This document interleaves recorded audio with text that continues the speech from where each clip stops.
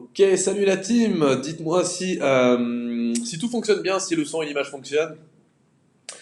Dites-moi si tout fonctionne bien la team.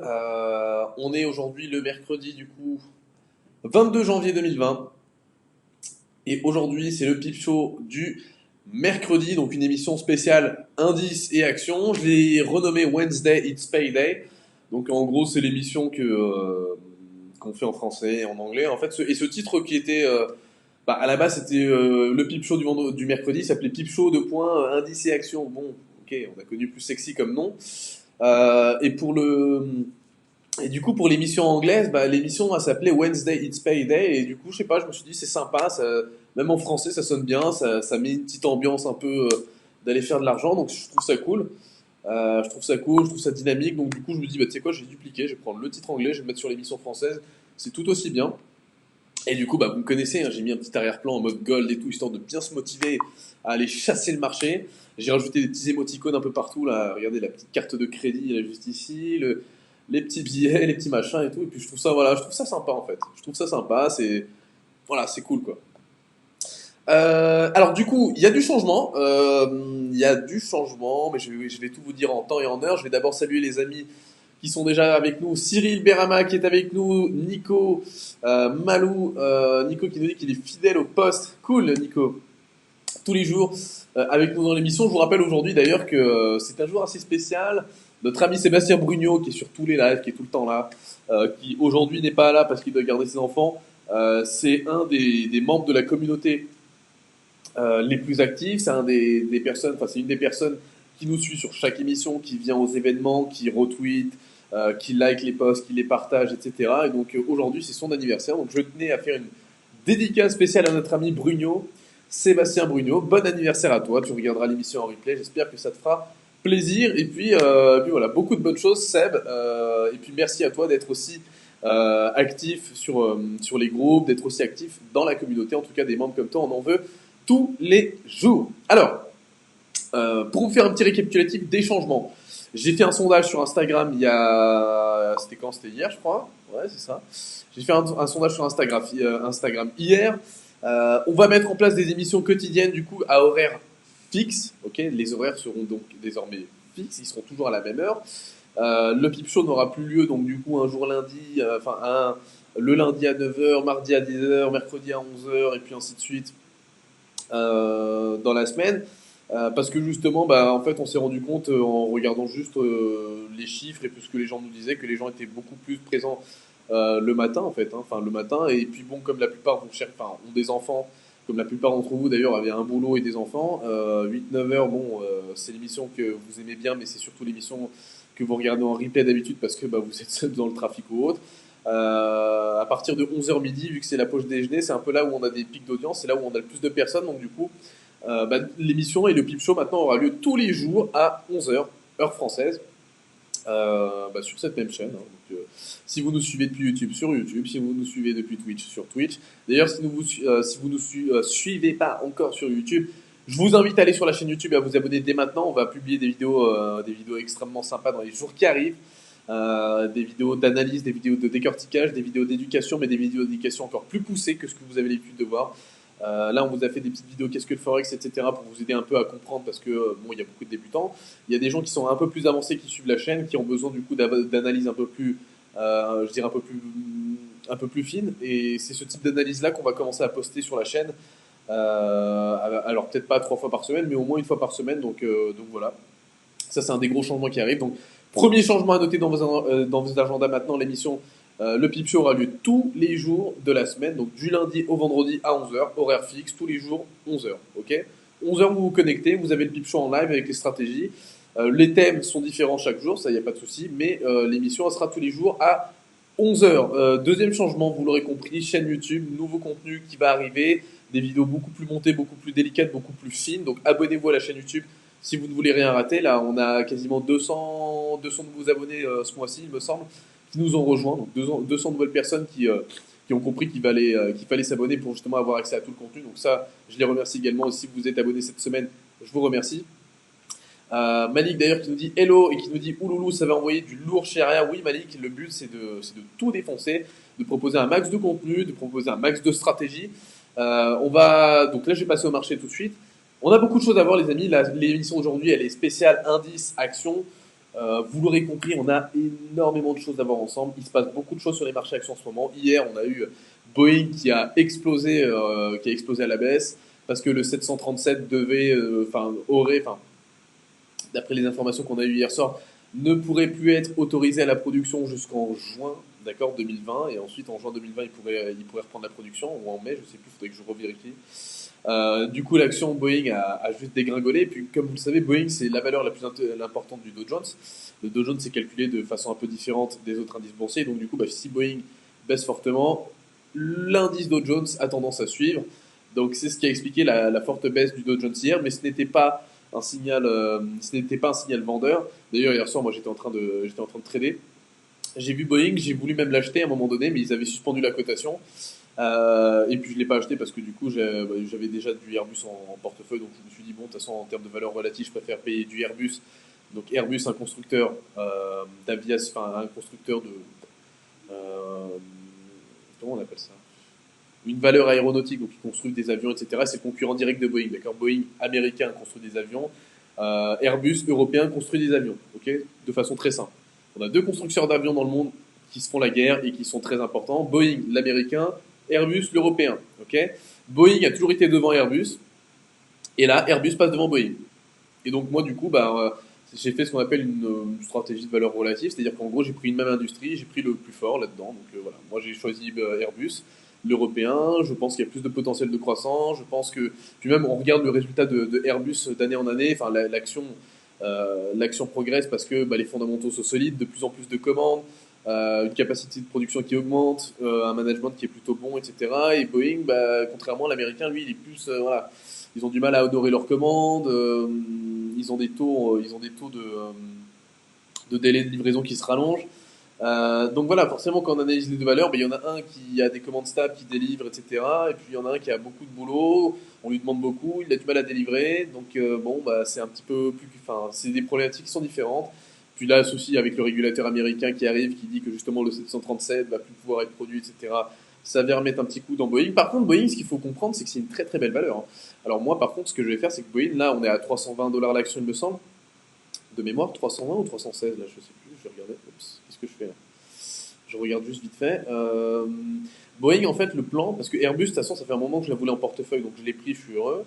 Mais Boeing, je l'avais aussi en portefeuille parce que c'est une valeur en fait à moyen long terme qui est extrêmement solide, donc qui a du sens. C'est pas une valeur pour moi qui est baissière, au contraire, c'est une valeur qui montera. C'est juste que Boeing, elle était chère à 400 dollars l'action ou 370 dollars l'action. Bon, c'est une très belle valeur, mais on aimerait l'avoir à un meilleur prix. Là, elle est à 313. Je vais vous montrer sur les graphiques à quel prix je vais l'acheter. Bon, en vrai, je vais l'acheter dans pas très longtemps, je pense. Bon, quand je dis pas très longtemps, on va voir, mais Boeing, ça fait un petit moment que je la voulais en portefeuille. Puis là, effectivement, les scandales qu'il y a eu ces derniers jours, euh, entre justement l'avion ukrainien, donc le Boeing ukrainien qui a été abattu, puis ce qui s'est passé hier en bourse, ça nous donne des bonnes opportunités pour justement construire un portefeuille contenant du Boeing, en fait, tout simplement, hein. Je pense qu'on en veut tous en portefeuille, c'est une valeur qui est pas mal. Et l'avoir avec un rabais, pourquoi dire non, quoi. Voilà, pourquoi dire non.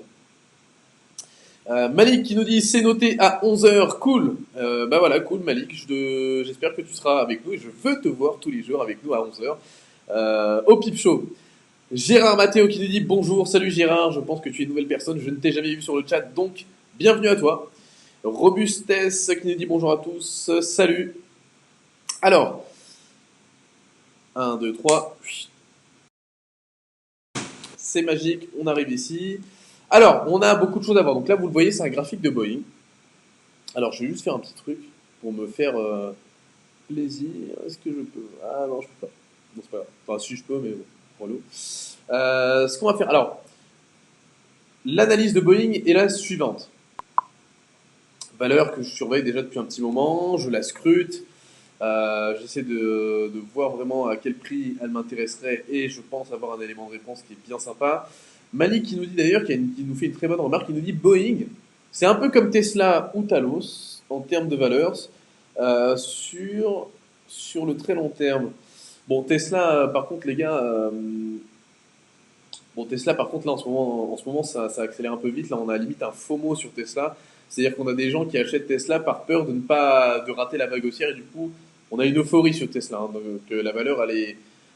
Moi, je vous le dis depuis novembre, décembre de payer du Tesla et d'être aussi sur du Tesla. Maintenant, je vous dis même maintenant, bah, je change mon fusil d'épaule. J'étais aussi, maintenant, je vous dis par contre, les mecs, faites gaffe parce qu'à mon avis, il y a moyen que ça dégueule dans quelques jours sur Tesla. Hein. Et je vous expliquerai juste après pourquoi. On va commencer par Boeing. Boeing, la valeur, si vous la mettez en daily, on a une configuration en diamant, hein, donc vous voyez une configuration standard. Les diamants normalement débouchent sur sont des figures de retournement de tendance, sauf que là, sur ce cas-là, je ne crois pas au retournement de tendance. Si je suis la théorie pure, bête et dure, hein, donc sur un diamant, quand on a une cassure du diamant, on reporte à peu près cette longueur-là à la cassure et ça nous donnerait un objectif théorique sur Boeing à peu près à 200. Boeing à 200, je vous le dis tout de suite, je fais les soldes. Hein. Moi, personnellement, Boeing à 200, ça m'intéresse beaucoup. Maintenant, il faut aussi analyser la probabilité que le scénario se fasse. Ça reste une valeur quand même qui est extrêmement sympa. Je vous montre un peu pourquoi. Les résultats de Boeing sont quand même positifs. C'est une boîte qui crache du cash. Alors peut-être qu'il va peut-être en cracher un peu moins dans les mois qui arrivent. Mais c'est une boîte qui est généralement positive, qui verse du dividende, etc., qui a un excédent de trésorerie. Et puis c'est une boîte aussi, bah voilà, c'est une boîte, enfin, je veux dire, c'est le fleuron de l'industrie américaine un peu aéronautique. Donc du coup, bon, bah, dans tous les cas, vous vous doutez bien que l'État américain ne laissera pas non plus Boeing faire faillite, à mon avis, comme ça, du jour au lendemain. Il y aura une intervention si ça devait se faire, à mon avis. Euh, donc Boeing, à partir de 300 dollars l'action, ça commence à m'intéresser pour des achats très très long terme.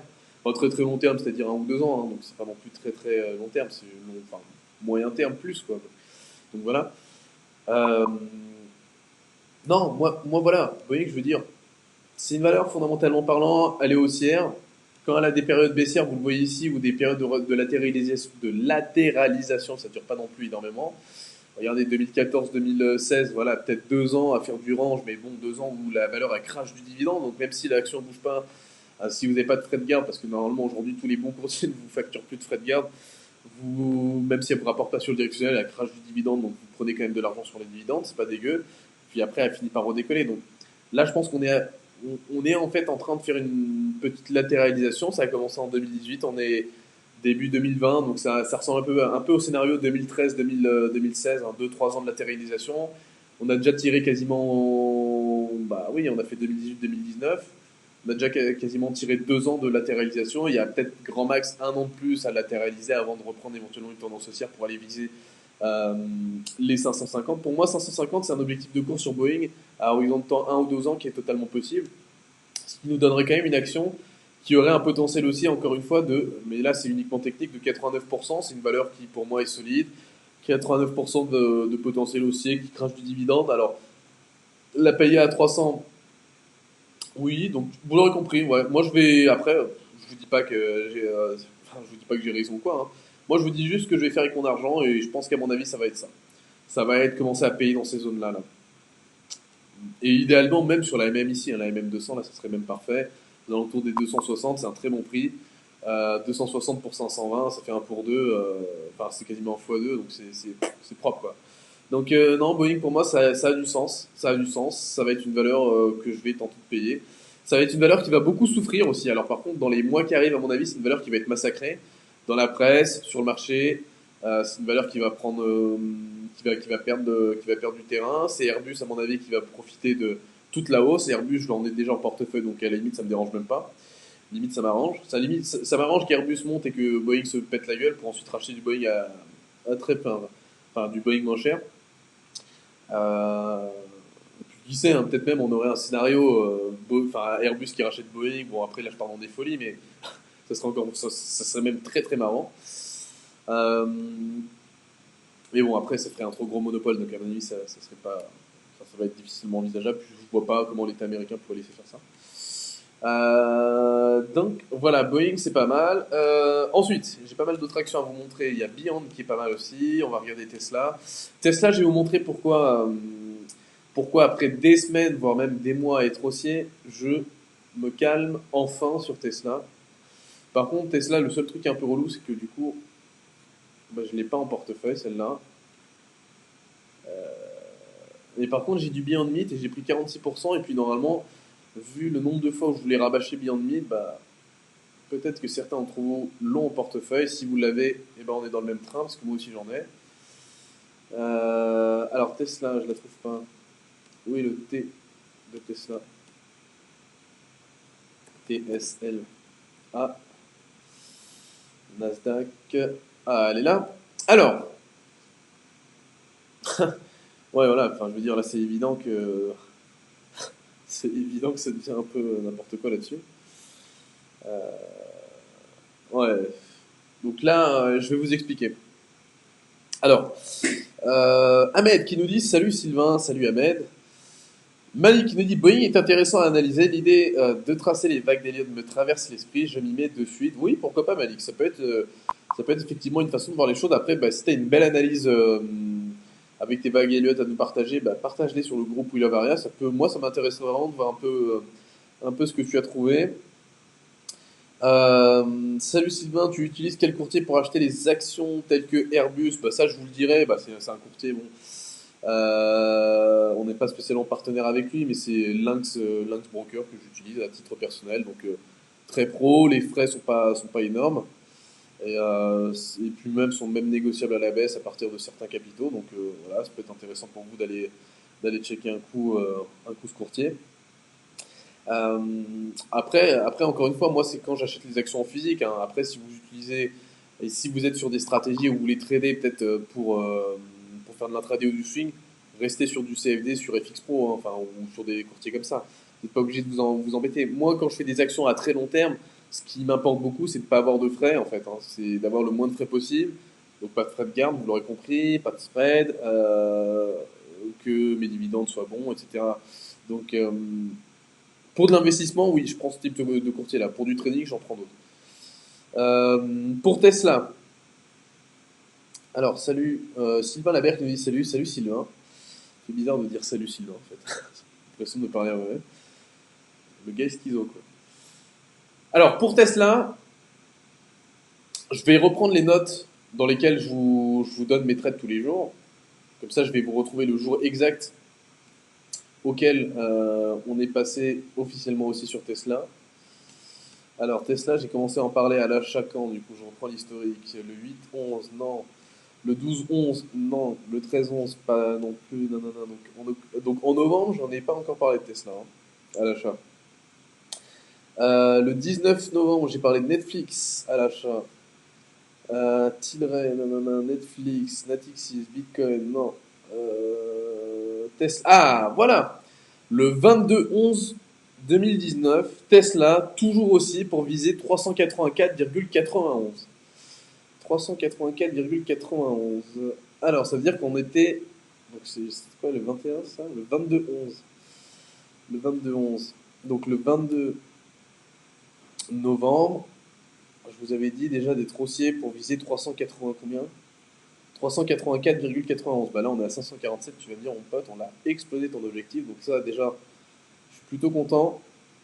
Donc, le 22-11, on était ici, on était sous résistance. Et le but pour nous, c'était de viser 384. Ah oui, c'était un trade de court terme, alors c'était vraiment de l'intraday, quoi. C'était en gros en mode pour viser le petit mouvement là.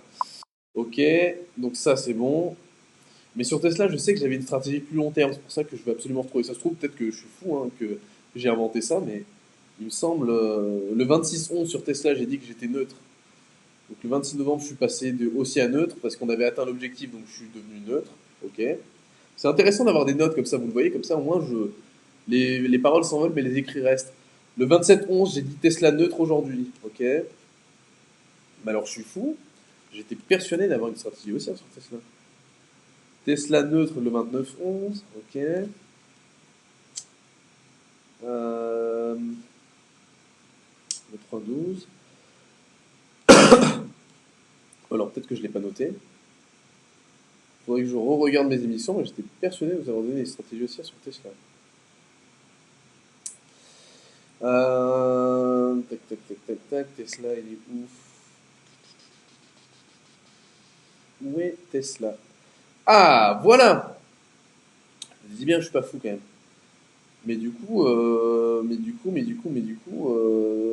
C'était pas en décembre, alors c'était en janvier. J'ai noté le 6 janvier 2020, Tesla bullish jusqu'à 560 dollars. Le 6 janvier, bah, on était là. Et on est là, 560. Ah bah d'ailleurs, on n'a pas fait mon objectif encore, hein. 560. Non, non, il reste encore de la... Bon, ça me paraît bizarre parce que je pensais en avoir parlé quand même à la hausse Tesla un peu plus tôt. Donc il faudrait que je regarde mes émissions là. 6 janvier à aujourd'hui, on est déjà à 20% de hausse par rapport au prix auquel on était le 6 janvier. Donc déjà, c'est déjà une très bonne stratégie. Donc je veux dire, déjà, on s'est pas trompé. Il y a beaucoup de gens qui étaient short sur Tesla. Donc on peut s'estimer heureux. Et il manque encore pas beaucoup, hein. Parce qu'on vit 500, donc l'objectif il est à 560 dollars et là on est à 547. Il nous reste encore un petit 2% de hausse à aller chercher pour atteindre l'objectif. Donc Tesla, c'est une affaire qui roule. Euh, Tesla, pour moi, l'objectif de cours, il était dans cette zone bleue là que j'avais marqué là. En gros, sur Tesla, on était dans une espèce de range depuis plusieurs semaines. On avait cassé ce range, donc du coup, j'avais pris la hauteur de ce canal-là, je l'ai reporté là, ça donnait un objectif théorique ici. Maintenant que l'objectif théorique est atteint, typiquement, je ne vais pas avoir tendance à payer Tesla ici. J'aurais peut-être même tendance à me calmer et sur signaux baissiers.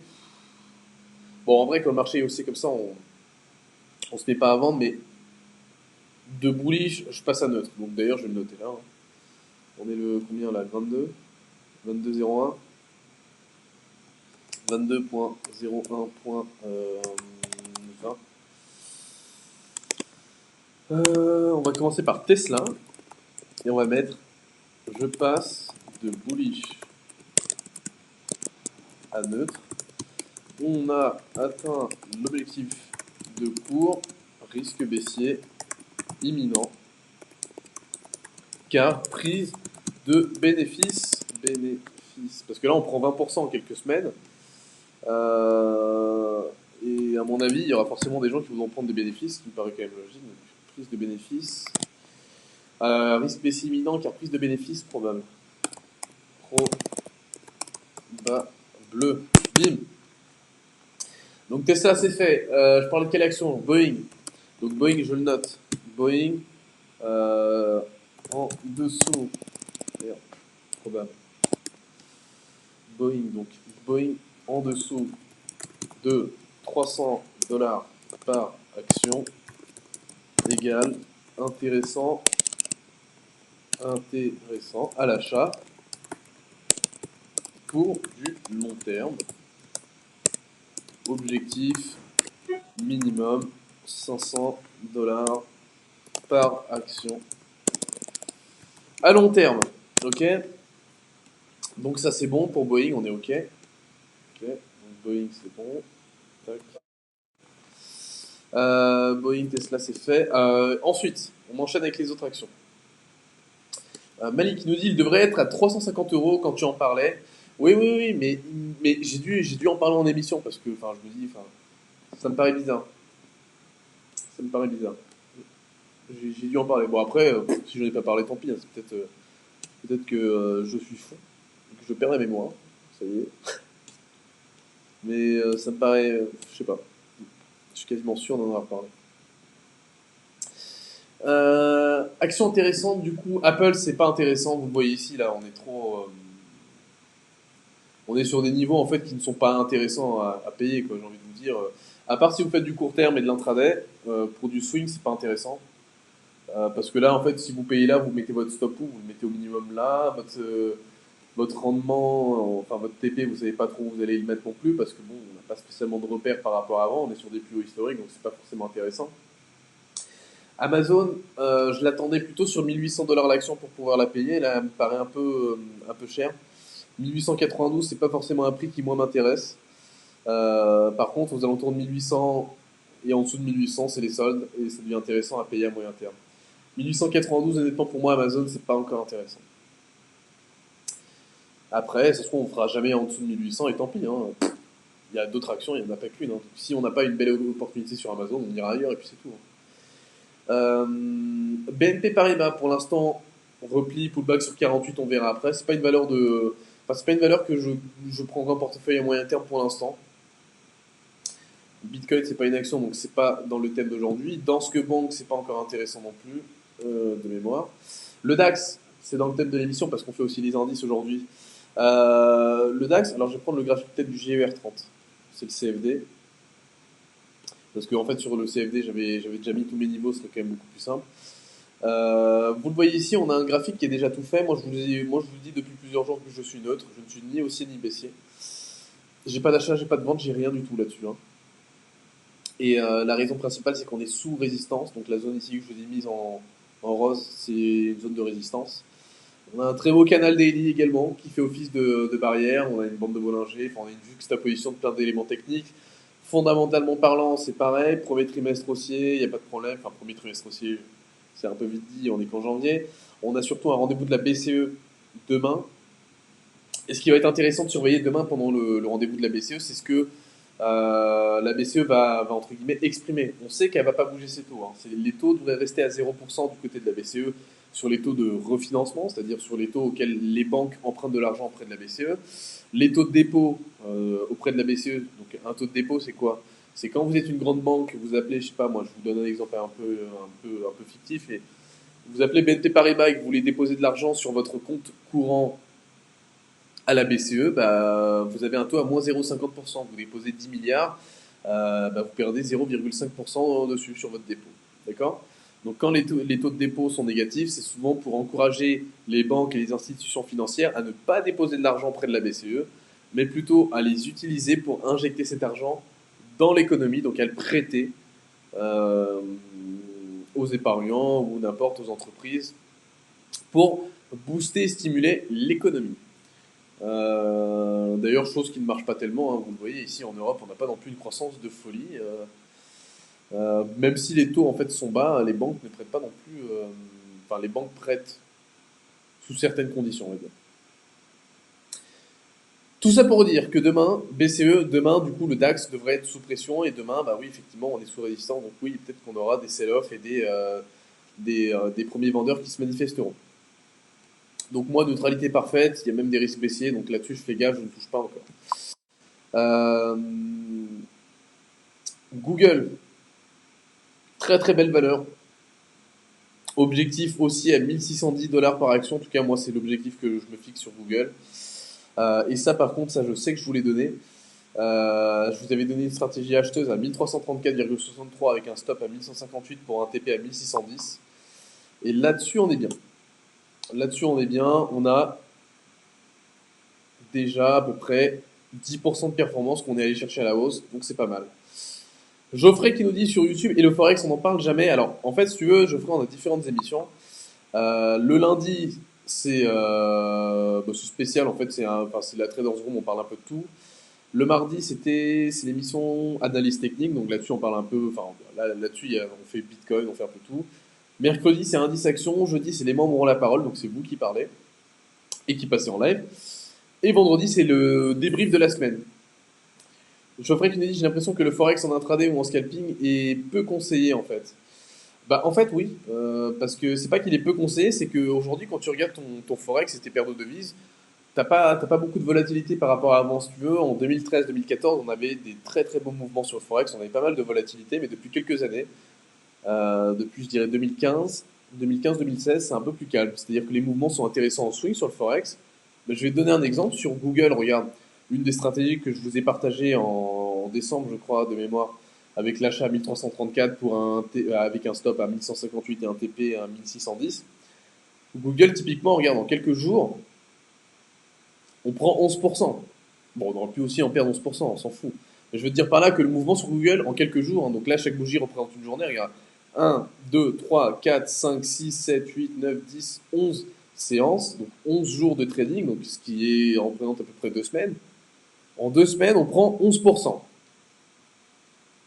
Ok? Je te montre maintenant le Forex, je te prends l'Eurodoll. En 11 séances, 1, 2, 3, 4, 5, 6, 7, 8, 9, 10, 11. Donc le 11, je te prends 11 jours. Entre là et là, donc en 11 jours sur le Forex, on a perdu 0,68%.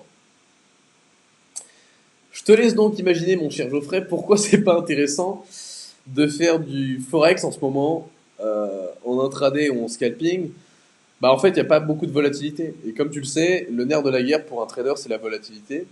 Si tu n'as pas de volatilité en tant que trader, tu meurs. Parce que du coup, tu n'as pas d'opportunité de faire de l'argent. C'est les écarts de prix qui font que tu as une opportunité d'acheter ou de vendre et de faire de l'argent. Le problème aujourd'hui, c'est que bah, sur le Forex, contrairement à il y a quelques années, on a de moins en moins de mouvements. Les mouvements sont de moins en moins amples. Donc, c'est un marché qui est de moins en moins intéressant pour faire de la spéculation.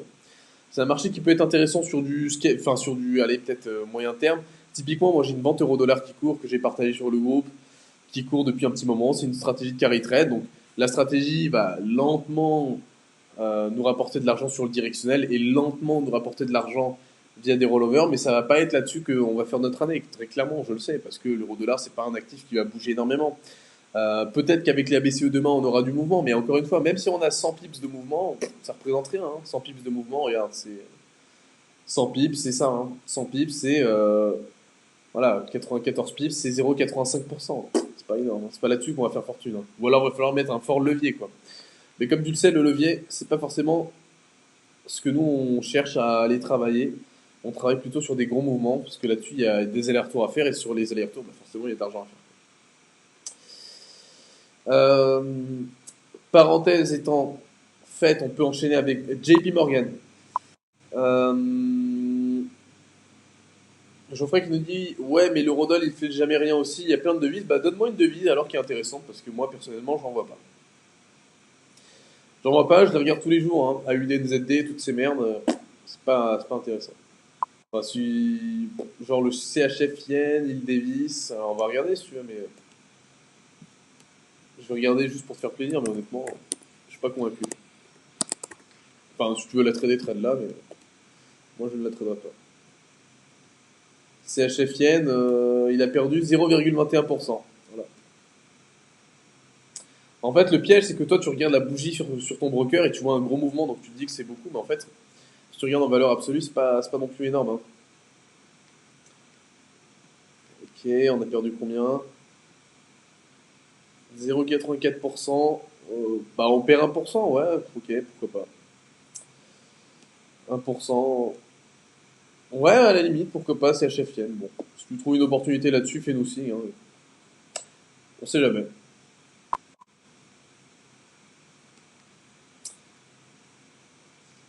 Geoffrey qui nous dit donc le meilleur pour scalping, c'est les actions futures le plus intéressant.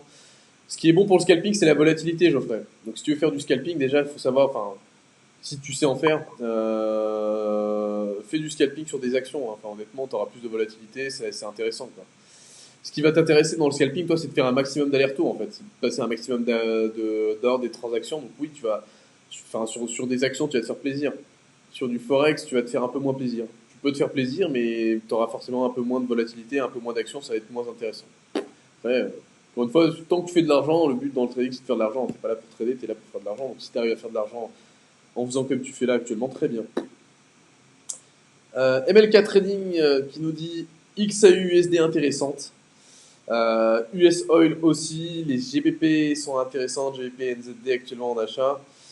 Euh, alors ça, c'est des matières premières XAUUSD et US Oil. Les devises en livres sterling sont intéressantes, actuellement en achat, hein. Ok, donc tu as payé de la livre sterling. Je vais regarder ça. Bon, après, c'est pas le focus de l'émission, donc je vais juste regarder éventuellement GBP4 comme ça au hasard, ou GBP USD, mais. Ouais, ça peut être intéressant à l'achat, effectivement. Il y a peut-être un petit truc. C'est pas non plus foufou, mais oui, il y a peut-être un truc. Mais l'action, en ce moment, elle se trouve quand même beaucoup plus sur les actions, les gars. Vous regardez les actions aujourd'hui, là, ça explose ou ça explose à la hausse ou ça explose à la baisse, hein. Il y a énormément d'actions en ce moment sur les marchés actions. Si vous loupez le coche maintenant, bah, faudra pas venir après, quoi. Faudra pas venir une fois que tout sera terminé, que tout sera terminé. Aujourd'hui, sur Google, vous avez, regardé, en même pas 10 jours, en même pas 10 séances de trading, vous avez un mouvement de 10%. Ce mouvement de 10%, vous allez le chercher peut-être sur 2 ans sur l'euro-dollar. Donc un mouvement qui prend 2 ans à être fait ailleurs se fait en même pas un mois sur un autre actif. C'est ça que vous allez aller chercher en fait quand vous allez chercher de la volatilité. Ensuite, il y avait quoi comme action qui était intéressante? Oui, donc Tesla, on en a parlé, ça c'est fait. Ah oui, il y a Beyond Meat, qui est pas mal. Beyond Meat, elle a pris 18% hier. Je sais pas si vous vous rendez compte. C'est une action aussi pareille que je vous avais partagée il y a quelques jours. On était à peu près à 89 euros par action quand je vous l'avais partagé. Celle-là, je me rappelle très bien. Là, aujourd'hui, on est à 129. Il y a 46% de hausse qui a été faite. Franchement, ça, si 46% c'est pas intéressant, je vois pas ce qui est intéressant. Là, on a clairement quelque chose, et puis ça devrait continuer à monter. Regardez les replays des émissions des semaines dernières. Les hausses qui expliquent le fait que Beyond Meat explose à la hausse là aujourd'hui, enfin les raisons, c'est tout simplement le potentiel partenariat qu'ils ont conclu avec McDonald's. Donc, je vous rappelle pour ceux d'entre vous qui ne savent pas ce que c'est que Beyond Meat, c'est une valeur en fait qui fait à partir du steak végétal. Allez, je vais vulgariser ça comme ça. En gros, ils font de la bouffe végane, enfin végétarienne. C'est des steaks végétaux, d'accord? Donc en gros, le steak, il a la tête d'un steak haché, il a peut-être pas l'odeur, mais plus ou moins le goût. Alors ils essaient de répliquer le goût de la viande avec des produits végétaux. Et en gros, il y a quelques semaines, ils étaient en discussion avec McDonald's pour justement produire ce qu'ils appellent Impossible Burger. En gros, ce serait un burger chez McDo fait non pas avec du steak haché, mais avec de la viande végétarienne. Cette annonce de potentiel partenariat a fait exploser l'action. Beyond Meat est en train actuellement d'augmenter ses capacités de production pour justement, s'ils font un partenariat avec McDonald's, pouvoir entre guillemets assurer. Hein. Si McDonald's te dit aujourd'hui j'ai besoin d'un million de burgers végétariens, produis-moi un million de steaks hachés végétariens. Alors on peut pas appeler ça un steak haché parce que du coup c'est de la viande végétarienne, mais bon, steak végétarien comme tu veux, faut que Beyond Meat puisse être capable d'assurer la production. Et du coup, ils sont en train, entre guillemets, de faire pas mal d'investissements en ce sens-là pour justement pouvoir produire plus. Et du coup, Beyond Meat, c'était une action qui valait en 2019, en juillet 2019, 240 euros par action. C'est pété la gueule et est redescendu à 73 euros par action. Moi, j'en ai acheté à 89, donc j'en ai acheté à peu près là. Je les ai toujours en portefeuille et je pense que je vais essayer de larguer le tout vers 225. Enfin, à voir, hein, parce qu'en même temps, ça me paraît être une valeur de. Enfin, honnêtement, ça me paraît être une valeur sur laquelle il y a un fort potentiel aussi dans les années à venir. Donc je me dis, est-ce que je la garderai pas peut-être même au-dessus, on verra. Pour l'instant, la valeur est bien partie. À 200, 220, je me poserai la question de est-ce que je dégage l'intégralité de ma position ou est-ce que je garde en mode pour la garder plusieurs années. On verra. En tout cas, celle-là m'a l'air plutôt bien partie. Donc Beyond Meat, c'est pas mal. FDJ, Française des Jeux, est-ce qu'il y a quelque chose? Je sais qu'elle s'est pété un peu la gueule hier. Donc la valeur était intéressante. Française des Jeux, non, écoutez, moi je pense que un petit peu, non, il y a encore un potentiel de consolidation, c'est pas encore intéressant. Nvidia, Nvidia, j'en ai pas en portefeuille pour l'instant, elle est un peu chère. RS, c'est quoi ça déjà? C'est Reliance Steel Aluminium, c'est pas intéressant. Microsoft, c'est extrêmement bullish, hein, ça fait que ça explose à la hausse. Mais pareil, c'est un peu compliqué de la payer là. Et après, il n'y a pas d'autres trucs. Wells Fargo, elle était intéressante celle-là, je crois. Ouais, Wells Fargo, en fait, non. Moi, j'en ai payé, mais honnêtement, c'est pas un bon trade parce que celle-là, elle est baissière. Donc, je vais peut-être même la couper. Je sais pas encore si je la coupe, mais elle me paraît pas bien partie. C'est une bancaire américaine. Hein. C'est une banque d'ailleurs dans laquelle Warren Buffett a pas mal d'actions. BMW Race. Ah, ça c'est Ferrari Race. Ferrari, moi j'ai des actions d'ailleurs ici. J'en ai payé. C'est une valeur qui est correcte. Elle est pas ouf. Hein, c'est-à-dire qu'elle va pas exploser à la hausse. Mais bon, c'est une valeur, voilà. Pour moi, en fait, je me suis dit à moyen long terme, ça vaut le coup d'en avoir en portefeuille, mais c'est pas non plus une valeur rockstar. Hein, je veux dire, c'est pas celle-là qui va vous rendre riche du jour au lendemain, mais c'est une valeur qui a son sens, une valeur qui est pérenne. Donc voilà. Ferrari qui a des fondamentaux solides, les résultats sont positifs, c'est une boîte qui crache de l'argent, donc bon. On va dire, elle correspond aux critères que j'ai pour des actions en portefeuille à moyen long terme. En tout cas pour des actions plus ou moins sûres. Après, il y a des actions un peu plus spéculatives, donc ça, c'est des stocks un peu plus sympas. Mais c'est des stocks aussi, c'est des actions aussi sur lesquelles il y a aussi des potentiels baissiers importants. C'est-à-dire que sur ces actions-là, en fait, que je vais vous montrer là, il y a potentiellement on perd tout, comme on peut faire x10. Donc c'est des stocks en fait liés au cannabis en fait. Donc c'est des valeurs qui montent très vite, comme qui se pètent très très vite la gueule aussi en fait. Et Tilray, typiquement, là, qui se fait exploser en bourse, qui a l'air de repartir un peu à la hausse, mais c'est poussif. Pareil, je suis pas encore à l'achat dessus parce que ça me dérange encore un peu. Euh, bon, ça, à la limite, ces valeurs-là, vu qu'elles sont un peu risquées, je vous en parlerai peut-être une autre fois. J'ai pas envie de vous mettre sur des valeurs un peu comme ça. Et puis de toute façon, vu que j'ai pas encore investi dessus, honnêtement, je peux pas vous dire d'être aussi sur une valeur si moi-même je le suis pas. Enfin, ça n'aurait aucun sens. Ça veut dire que le mec, bon, le mec est haussier, mais ne se risque pas son propre jeu, donc j'aime pas trop ça. Je préfère vous dire un truc où moi je suis investi, comme ça si je perds, je perds, et si je gagne, je gagne, et au moins je peux dire, voilà, je vous l'ai dit, mais moi j'ai pris le risque comme vous que de vous dire un truc. Voilà, voilà. Bah écoutez, j'ai pas d'autres bons plans pour vous, hein. Enfin, en tout cas, moi, de ce que j'ai analysé, c'est tout ce que j'ai. Je suis toujours à la recherche de petites pépites en ce moment, de petites actions un peu plus risquées, donc c'est-à-dire un peu moins safe, mais potentiellement sur lesquelles on peut faire de meilleurs coups. Mais je suis en recherche. J'ai rien trouvé encore j'ai pas trouvé de petites pépites là encore, donc on va continuer à screener les marchés, on va continuer à regarder s'il n'y a pas un truc intéressant, mais là pour l'instant c'est tout, hein. Altria pareil, c'est pas top. Il y a mieux à faire. Ok, bon, 40 minutes qu'on est ensemble. Alors je vois qu'il y a pas mal de commentaires. Euh, Waouh, il y a même beaucoup de commentaires. Louise qui nous dit scalping, Santic c'est pas mal. Geoffrey qui nous dit ouais en fait le forex est plus adapté au swing je pense. MLK qui nous dit swing oui ou intraday pour certaines paires mais les trades les plus rentables sont sur 1 à 2 semaines. Geoffrey que les actions ou indices futurs non que les actions ou indices futurs est plus adapté à l'intraday ou scalping. Ouais voilà. Alors je pense que les mecs étaient en train de parler entre eux donc c'est pour ça que je comprends pas tout. Geoffrey aussi.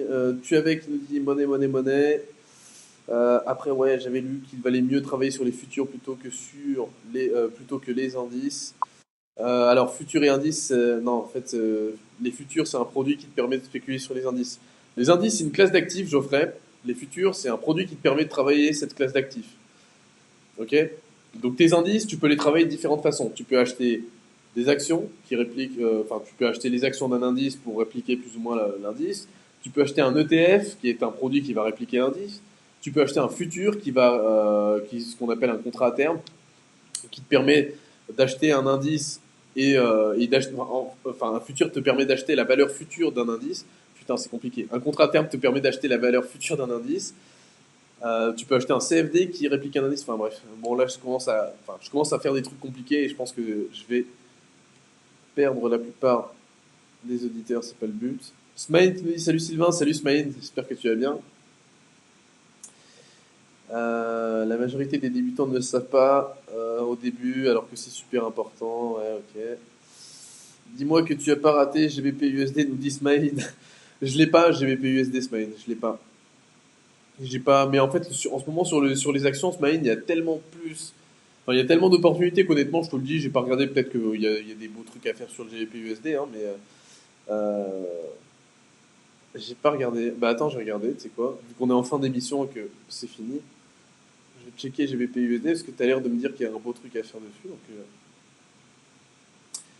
Alors, qu'est-ce qui s'est passé? Bon, il n'y a rien de spécial, hein.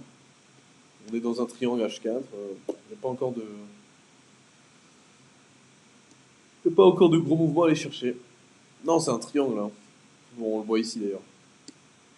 Mais il est très beau par contre. Très très belle figure d'indécision.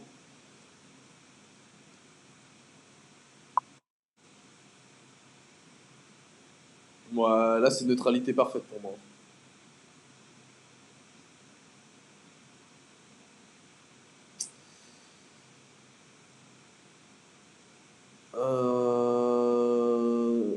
Ok, ok. J'ai le marché cosmétique en tête et pharmaceutique. Quel dommage, nous dit Smaïn. Ouais, moi je l'ai pas vu. Je l'ai pas vu, mon cher Smaïn. Ok les amis, on se retrouve demain matin. Geoffrey qui nous dit lol. Ok les amis, on se retrouve demain matin à 11 h pour une nouvelle émission. Demain c'est les membres prennent la parole, donc c'est vous qui prenez la parole, c'est vous qui allez passer en live. Donc je vais faire un tirage au sort sur Instagram demain pour sélectionner les membres qui vont pouvoir passer, qui vont pouvoir passer directement à l'antenne et qui vont pouvoir directement partager un petit peu leur vision des marchés. Je leur poserai des questions. Le sondage sur Instagram, il est très très simple. Hein, au final, c'est une question, enfin c'est une ou deux questions. Les gens qui répondent qui répondent correctement à la question, vont ensuite passer en MP avec nous sur Instagram. L'équipe va les contacter, va leur poser des questions, numéro de téléphone, etc. Blablabla. Et ensuite passeront en live. Moi je leur poserai des questions, puis on discutera et on fera un débat tous ensemble demain du coup à 11 h. Allez, à très vite. J'espère que vous ferez preuve de prudence. Demain on a aussi la BCE à 14 h, donc faites attention. Enfin même ça commence un peu plus tôt, 13 h 45 de mémoire. Donc faites attention et voilà. À demain matin, 11 h pour les membres prennent la parole. Donc c'est vous qui prenez la parole et c'est sur Instagram, We Love Aria, qu'on fera le tirage au sort. Donc c'est un petit jeu concours. On va le commencer, je pense, aujourd'hui. Oui, aujourd'hui. On va commencer le jeu aujourd'hui. Smaïn qui me dit bravo pour ton live. Merci l'ami, c'est sympa Smaïn. D'ailleurs, Smaïn participe sur Instagram, sur le Instagram We Love Aria, donc ce sera en story. Smaïn, je veux t'avoir en live. Donc je veux que tu participes au jeu et comme ça demain tu es avec nous en live. Tu as l'air super sympa et puis en plus tu suis nos émissions depuis longtemps donc j'aimerais que tu participes avec nous. Allez, à très vite et bon